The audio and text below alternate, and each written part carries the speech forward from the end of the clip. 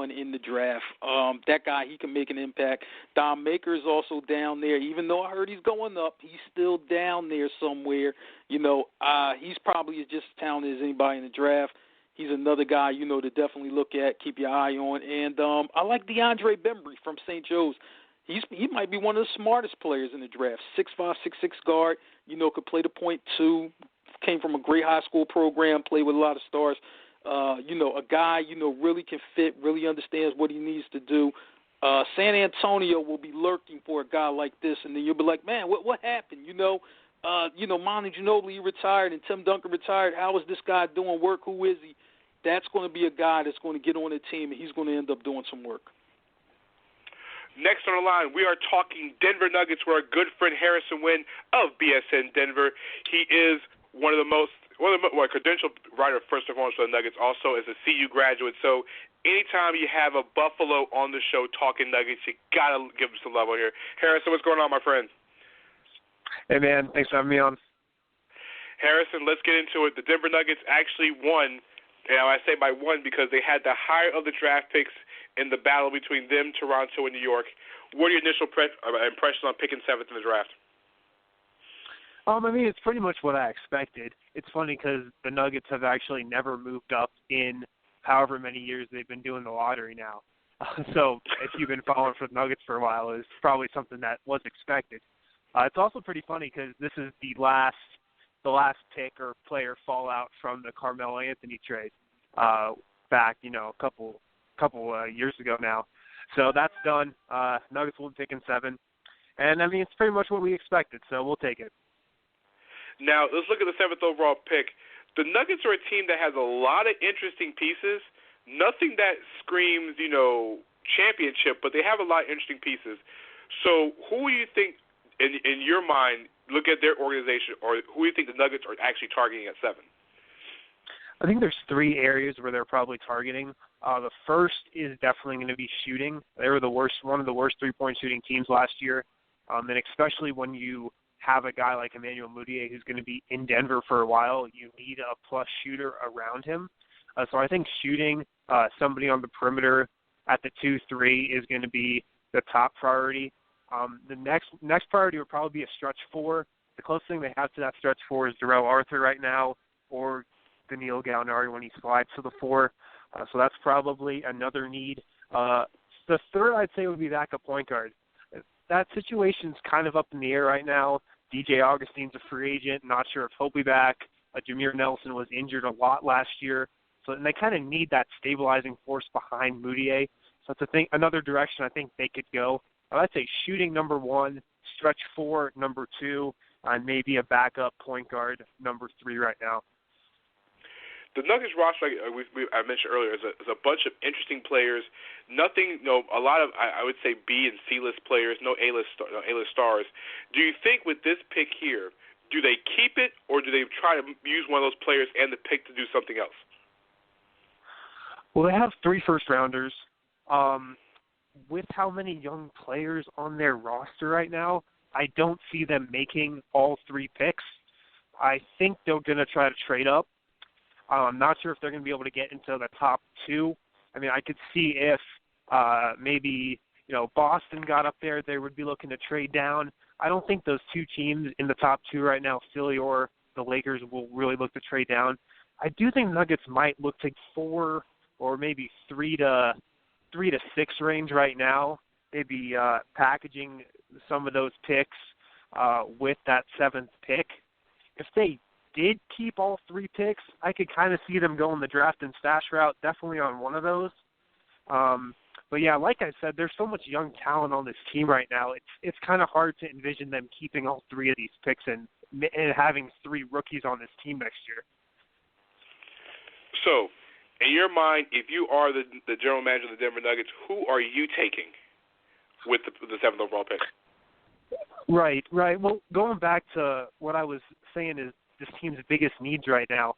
If you're looking at shooting, if you could find a way to get Jamal Murray or Buddy Hield, are probably 2 guys that are pretty high on their board right now.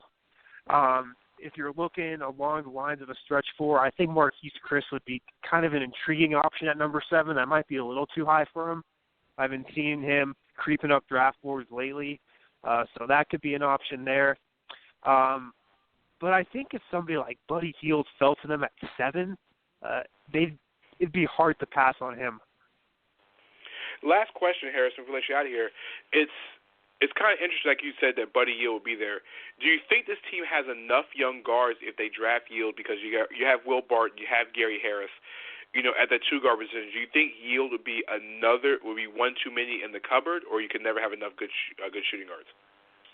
No, I mean, you can never have enough good shooting. We've seen that. That's how the league is going. And with how much the Nuggets struggled shooting the ball last year, how much their spacing suffered, it's a huge need, and they're going to have to address it in free agency or the draft. I mean, Tim Connolly's come out and said so already this summer. Michael Malone's already said that throughout all last year, how much they need shooting. So I think it's definitely their biggest need. And, yeah, I don't think they'd have a problem at all taking Buddy Hield. I think he could be a great option off the bench if they want to keep starting Gary Harris, which I think they should if that situation comes about.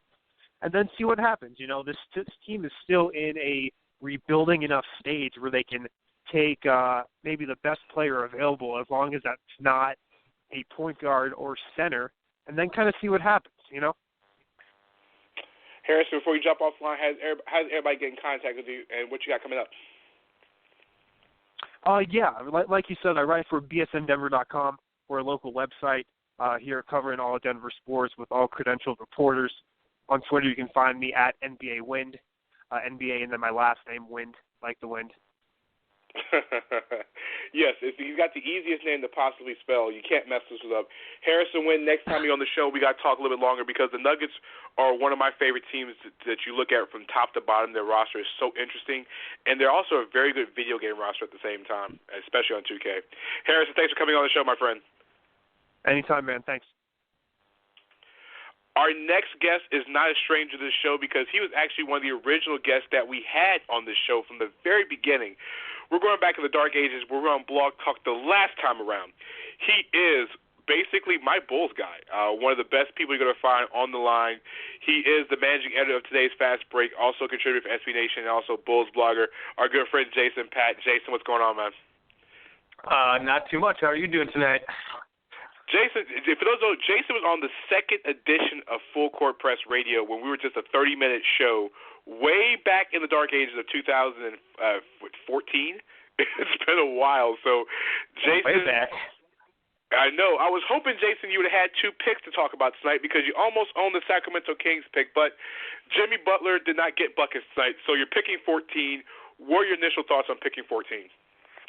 I mean, pretty much expected that. They had the worst odds to move up to either number 1 or to get in the top 3. So it would have taken. I know they've beaten the odds before when they got 1.7% or whatever to get Derrick Rose, but I mean, picking 14 was pretty much expected.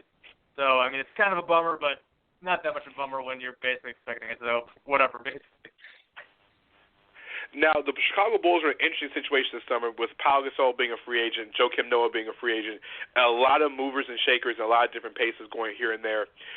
Who do you think this team is looking at picking at that spot at number 14? Yeah, I mean, they could definitely use help in a lot of positions. We saw they were very disappointing last year, and the team definitely needs a bit of a, I don't know if you want to say rebuild. They could possibly go a big rebuild if they really wanted to, but I don't think they'll do that. So they could definitely use help. Like you said, Pau Gasol is going to be a free agent. Joakim Noah is a free agent. Who I doubt Pau is back. Noah, I'm kind of doubting he's back, so maybe they'll bring him back. So, I mean, they could potentially use some help in the front court. They do have Nico. They do have Taj Gibson. They do have Bobby Portis. They used Portis, the first-round pick last year. So they do have some younger big guys there that I don't know if they'll want to look.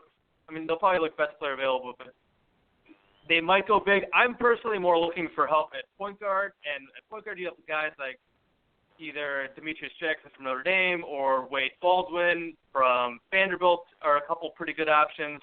Baldwin, I haven't watched that much film on either of these guys. I know Demetrius Jackson's a little undersized, really athletic. I know Wade Baldwin's measured with a huge wingspan. He can also shoot the three, and I think with the Bulls backcourt, and they could really use the point guard. If Derrick Rose is back next year, they could use a guy behind him that can shoot a little better because they've had some problems with their shooting in the backcourt.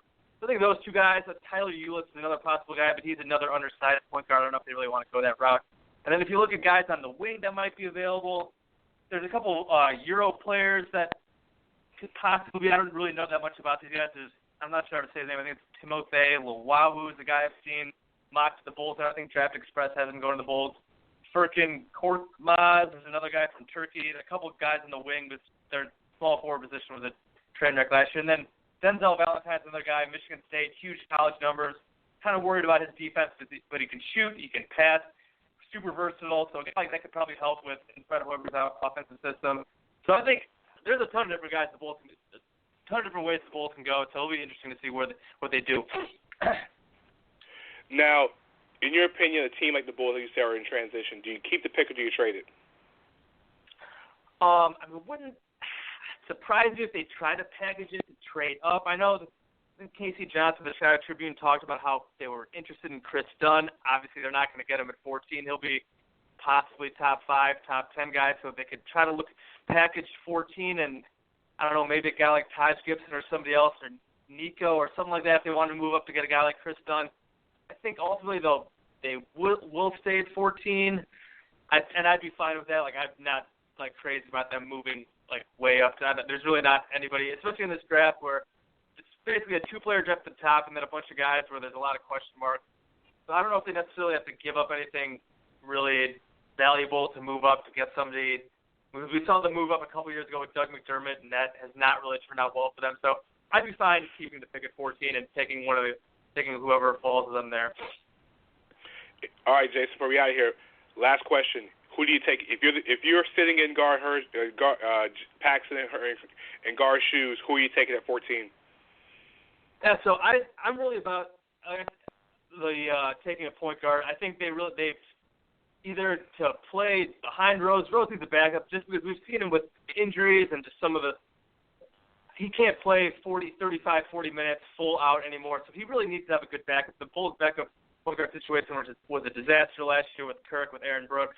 Etuan Moore was all right, but he's not as much of a point guard. I'd like them to take a point guard. I don't want them to totally lock into that. Like, obviously, if there's somebody that falls, I would take that. So I would like to go point guard. I think from some of the stuff I've read, Wade Baldwin seems like a really interesting choice just because he's really long. It sounds like he can defend a couple positions. He shot 40% from 3. So based on one of the stuff I've read, I think I'd go Wade Baldwin. I'd be fine with Jackson as well and some of these other guys. But for right now, I'll say Wade Baldwin. I'll have to look into this more as the draft is coming up and learn a little bit more about these guys to get a little more familiar with them. But for right now, I'll go with Wade Baldwin from Vanderbilt. Jason, real quick, how does everybody find you on social media? What you got coming up at the site? All right, yeah, so I'm managing it for today's Fast Break, a bunch of NBA stuff, so we'll have a bunch of playoff coverage, a bunch of draft coverage. I also write at SB Nation NBA and do some stuff with Blog a Bull, and you can find me on Twitter at Bulls_J. Jason Patt, one of our original guests and one of our great friends of the family. Jason, thanks for everything you do, and we definitely got to do this again soon. Yep, thanks for having me on again, man. Take it easy. You too. And our last guest before our break, this guy has one of the most entertaining people online, and this guy always finds a way to make me laugh at all times. He's the only guy that will be on this show that will be known by one name. Like, this is soccer. My main man from All About the Jazz, my main friend Amar is online. Amar, welcome back to the show, my friend. Yeah, hey, I'm so happy that you decided not to replace me yet. We can't replace you. You know, it's like Marc.